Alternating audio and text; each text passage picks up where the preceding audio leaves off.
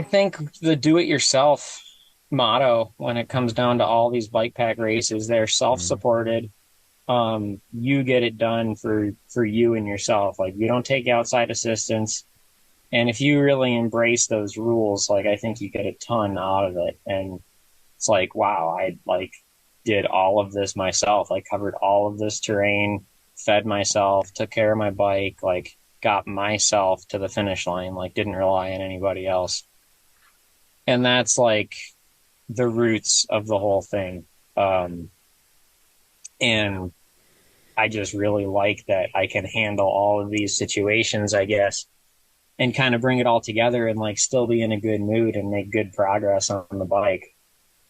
I Yeah. think is like the fundamental of it. And then like there's just you cover so much terrain, like the Arizona Trail, like desert, super technical, techie riding, steep, rocky descents, like, and then you go up into the mountains and you're in this like alpine trail, and then you descend off the mountains, you're back into the desert, and it's just you cover so much and see so much, and you power yourself the whole way.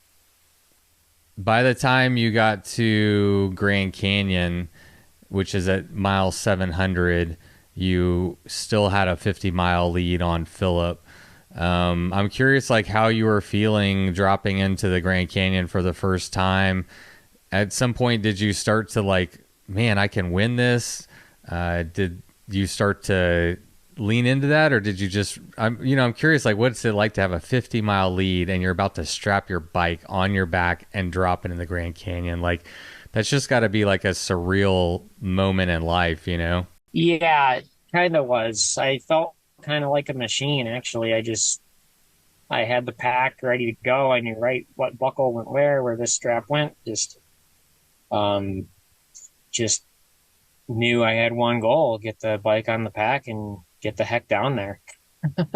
Yeah. So I think, so I picked up my pack at the visitor center at Tucson. I didn't ride with it the whole time. I couldn't really wanted to, but I just couldn't get it adjusted quite right. It was the Osprey Stratos 24. I couldn't get it adjusted quite right where it wouldn't hit me in the back of the head on some descents. And I'm like, I can't ride 700 miles like this. Maybe I can figure it out in the future, but the way I timed it, I hit Tucson just before midnight, hit the taco joint that was still open that night when I rolled in, got 4 hours of sleep in a hotel there. And so there are two hotels, Superior and Tucson, just because it made sense. It was so cold, and I'm like, I have to wait till 9 till the visitor center opens for the pack. And I'm like staring in the doors of the visitor center at 8:30, like, open this door. They opened it right at 9. I got the box, got the pack, fresh socks, pair of shoes to hike in. And I think I dropped into the canyon just before 11. So it was pretty efficient. Got the pack pedaled to the portage point, got the bike mounted up, and I felt like I made good time down to Phantom Ranch at the bottom. I think I made it 3.5 hours, and drank 4 lemonades at Phantom Ranch. They have a little bar concession stand there, and proceeded on just a long, like meandering North Kaibab.